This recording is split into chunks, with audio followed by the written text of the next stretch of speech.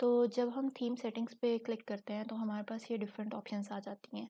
अब इन ऑप्शंस की मदद से हम अपनी जो वेबसाइट है उसको मज़ीद एक प्रोफेशनल लुक दे सकते हैं। अब हम वन बाय वन चेक करेंगे कि इन सब ऑप्शंस के अंदर हमारे पास क्या जो ऑप्शंस हैं वो डिफरेंट मौजूद हैं, ताकि उनको और उनकी हम फंक्शनैलिटी जो है वो साथ साथ लाइव प्रीव्यू की मदद से चेक करते रहेंगे। जब मैं यहाँ पे जो सबसे पहला मेरे पास ऑप्शन है वो है कलर या फ़ॉन्ट सेटिंग्स का। तो जब मैं कलर या फ़ॉन्ट सेटिंग्स पे क्लिक करती हूँ तो मेरे पास ये आगे फर्दर सब ऑप्शंस आ जाती हैं, जिसमें सबसे पहला ऑप्शन जो है वो पैराग्राफ कलर का है। अगर मैं यहाँ पे सेलेक्ट कलर की ऑप्शन मौजूद है, अगर मैं इसके ऊपर क्लिक करूँ तो हम देख सकते हैं कि यहाँ पे नीचे मेरे पास डिफरेंट जो बेसिक कलर्स होते हैं, जिस तरह रेड, ऑरेंज, येलो, ग्रीन, ये सब जो हैं ये ऑलरेडी यहाँ पे मौजूद हैं। और अगर मैं इसमें से किसी भी मेन कलर पे क्लिक करती हूँ, जैसे मैंने यहाँ पे रेड सेलेक्ट किया है, तो अब ये रेड के लिए भी फर्दर यहाँ पे मेरे पास आगे स्लाइडर की ऑप्शन मौजूद है। फॉर एग्जांपल अगर मैं स्लाइडर को जो है वो लाइटर रेड की तरफ मूव करवाती हूँ तो मेरे पास आप देख सकते हैं कि पैराग्राफ में जो रेड है उसका कलर बिल्कुल जो है वो वाइट की तरफ हो गया है, बिल्कुल वाइट के नज़दीक हो गया है। अगर मैं इसी स्लाइडर को जो है वो मैक्सिमम वैल्यू की तरफ लेके जाती हूँ तो यहाँ पे जो मेरा इसका टेक्स्ट का कलर है वो बिल्कुल रेड हो गया है। इस तरह हम टेक्स्ट की जो है वो आगे कलर में भी डिफरेंट वेरिएशंस कर सकते हैं। फॉर एग्जांपल अगर यहाँ पे हम ब्लू सेलेक्ट कर लेते हैं तो हमारा वेबसाइट का जो भी टेक्स्ट होगा उसका कलर ब्लू आ जाएगा। हमने देखा था कि एचटीएमएल या सीएसएस के थ्रू जब हम वेबसाइट डेवलप करते हैं तो वहाँ पे हमारे पास डिफरेंट हम पैराग्राफ्स को डिफरेंट कलर्स जो हैं वो असाइन कर सकते हैं। तो ये भी बिल्कुल सेम वही फंक्शनैलिटी है, इसमें सिर्फ ये है कि हम सब पैराग्राफ के लिए एक ही कलर जो है वो सिलेक्ट कर रहे हैं। इसको हम बाद में अगर चाहें तो हम किसी पैराग्राफ के लिए उसको कस्टमाइज़ भी कर सकते हैं। लेकिन अभी फ़िलहाल यहाँ पे जब हम सेलेक्ट करेंगे तो वो सब पैराग्राफ के लिए एक ही कलर सेलेक्ट हो जाएगा। नेक्स्ट जो ऑप्शन है वो हमारे पास पैराग्राफ फ़ॉन्ट की है। अभी यहाँ पे इसको कोई भी फ़ॉन्ट जो है वो नहीं सिलेक्ट है, लेकिन अगर मैं यहाँ पे ड्रॉप डाउन ऑप्शन में ड्रॉप डाउन मेन्यू इस ओपन करती हूँ तो यहाँ पे डिफरेंट जो हम फ़ॉन्ट्स हैं वो मौजूद है। इसमें से हम कोई भी फ़ॉन्ट जो है वो सिलेक्ट कर सकते हैं अपनी मर्ज़ी का, और वो वाला फ़ॉन्ट जो है वो फिर हमारे पैराग्राफ के लिए सब पैराग्राफ के लिए वही फ़ॉन्ट हमारे पास अप्लाइकेबल होगा। उसके अलावा फ़ॉन्ट साइज़ हम यहाँ से चेंज कर सकते हैं। फिर हमने जैसे देखा था कि हमारे पास एंकर टैग्स होते हैं और इसके अलावा हमारे पास लिस्ट एलिमेंट्स भी होते हैं। तो यहाँ पे एंकर टैग्स और लिस्ट एलिमेंट्स के लिए भी हमारे पास डिफरेंट कलर्स मौजूद हैं। फॉर एग्जांपल एंकर टैग्स के लिए जैसे नॉर्मली ब्लू कलर होता है, तो अगर मैं यहाँ पे चाहूँ तो एंकर टैग को मैं ब्लू कलर भी दे सकती हूँ।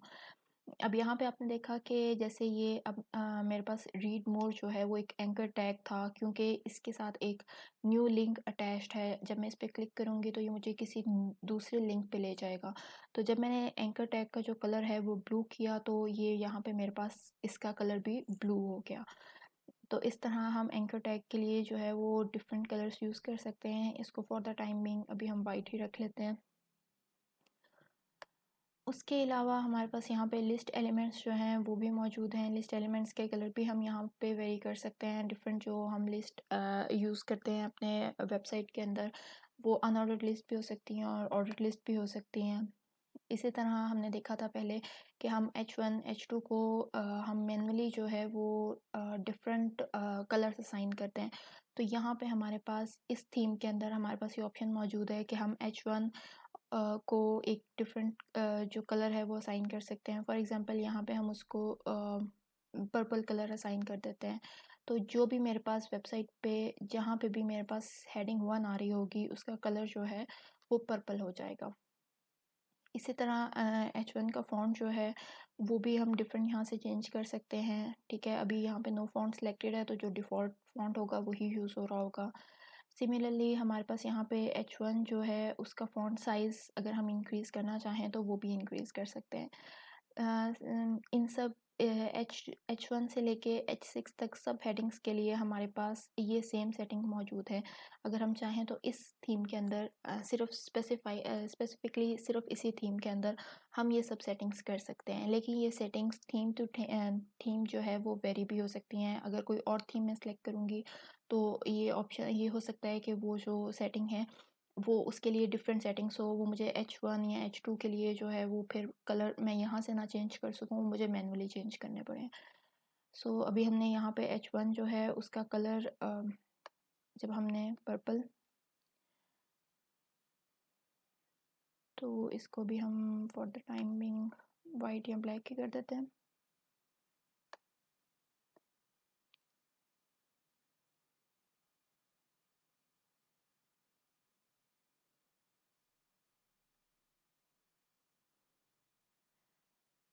ठीक है, तो अभी अगर अच्छा जो जो भी आपने अपनी वेबसाइट पे थीम की कस्टमाइजेशन के अंदर आपने जब भी चेंजेस करने हैं, तो चेंजेस करने के बाद अगर आप चाहते हैं कि वो आपके चेंजेस सेव हों, जो यहाँ पे साथ साथ चेंज हो रहे होते हैं वो तो इस वजह से हो रहे होते हैं कि हमारे पास ये वो लाइव प्रीव्यू आ रहा होता है, लेकिन जब तक आप यहाँ पे पब्लिश पे क्लिक नहीं करेंगे आपके वो वाले जो चेंजेस हैं वो आपके पास सेव नहीं होंगे। तो अगर आप अपने चेंजेस को सेव करना चाह रहे हैं तो यहाँ पे आप पब्लिश पे क्लिक करेंगे। इसके अलावा फिर अभी हम नेक्स्ट हमारे पास अगर हमने यहाँ से वापस जाना है जहाँ पे हमारे पास डिफरेंट ऑप्शंस आ रहे थे कस्टमाइजेशन के, तो हम यहाँ पे बैक एरो पे क्लिक करेंगे। नेक्स्ट कलर आ रहा है theme colour option. Theme colour option basically ये हमारे पास जो लेआउट्स में हमारे पास डिफरेंट एक ग्रीन कलर यूज़ हो रहा है, इसको चेंज करने के लिए हमारे पास यहाँ पे ऑप्शन मौजूद है। मैं चाहूँ तो इसको लाइट या डार्क भी कर सकती हूँ। फॉर एग्जांपल अगर हम इसको लाइट करना चाहें तो हम इस स्लाइडर को मज़ीद जो है वो वाइट की तरफ हम इसको मूव करवाएंगे तो उसका जो कलर है वो थोड़ा लाइट हो जाएगा। नेक्स्ट ऑप्शन है शॉप पेज सेटिंग्स की। शॉप पेज जो है ये बेसिकली वो कॉमर्स वेबसाइट के लिए हमारे पास यूज़ होता है। तो इसमें हमारे पास जो है वो ये जब हम एक शॉप पेज अपना डेवलप करेंगे तो वहाँ पे हमारे पास जो है वो हम इसकी सेटिंग्स को ज़्यादा बेहतर से देख सकते हैं। लेकिन अभी हम देख सकते हैं कि अभी हम देख लेते हैं कि इसमें डिफरेंट ऑप्शंस कौन सी आ रही हैं। फॉर एग्जांपल हमारे पास जो पहली आ रही है वो रिलेटेड प्रोडक्ट की आ रही है। फॉर एग्जांपल जब भी आप किसी भी अगर आप दराज पे भी जाते हैं तो वहाँ पे जब आप कोई भी प्रोडक्ट देखते हैं तो वहाँ पे नीचे एक ऑप्शन आ रही होती है रिलेटेड प्रोडक्ट की।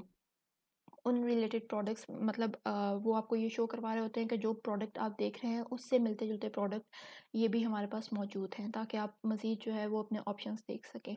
सो अगर मैं यहाँ पे इसको टिक कर दूँगी तो जब भी कोई कस्टमर जो है वो हमारी वेबसाइट पे आके रिलेटेड प्रोडक्ट देखेगा तो वहाँ कोई भी जो प्रोडक्ट है वो देखेगा तो वहाँ पे उसको नीचे उसके साथ रिलेटेड प्रोडक्ट्स के ऑप्शन भी शो हो रही होंगी।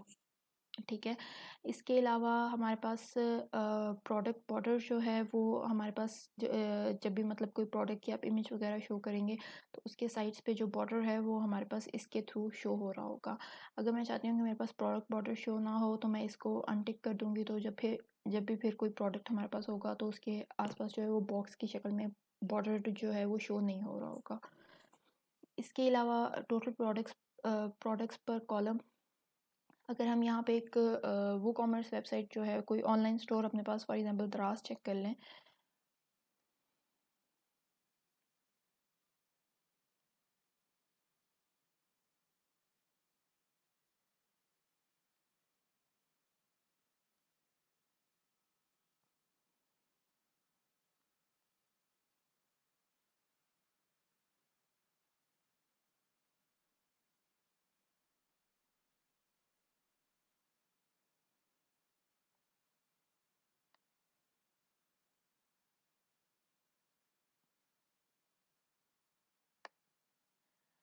अब जैसे यहाँ पे हम देख सकते हैं कि एक कॉलम में हमारे पास हमने देखा था कि ग्रिड सिस्टम होता है और यहाँ पे इन्होंने ग्रिड सिस्टम के थ्रू 4 कॉलम्स बनाए हुए हैं।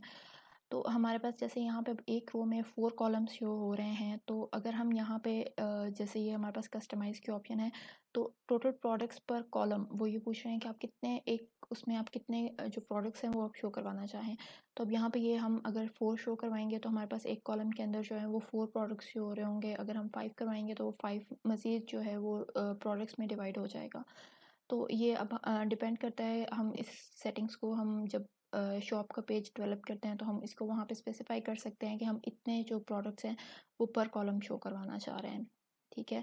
इसके अलावा हमारे पास टोटल प्रोडक्ट्स पर पेज, अब जैसे कि ये आप देख सकते हैं यहाँ पे